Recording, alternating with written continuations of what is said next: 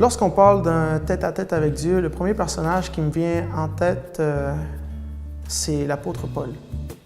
Quand on parle d'un tête-à-tête avec Dieu, on parle de transformation, de changement de vie, de changement de mentalité, changement d'habitude, changement de tout ce que nous faisons.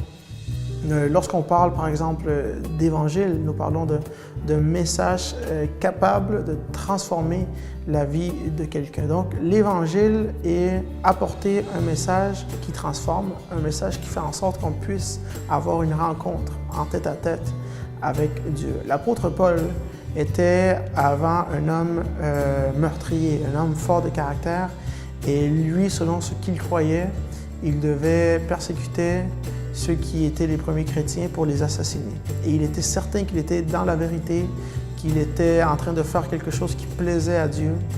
Et nous voyons qu'il a une rencontre avec Jésus, et c'est cette rencontre-là qui a défini ce qu'il allait être pour le restant de sa vie. C'est cette rencontre-là qui a fait en sorte qu'il devienne l'apôtre Paul que nous connaissons aujourd'hui. Ce n'est pas la religion, les croyances qu'il avait, la connaissance qu'il avait, parce qu'il avait beaucoup de connaissances. C'était un homme instruit, nous le voyons dans sa façon de parler, dans sa façon d'écrire.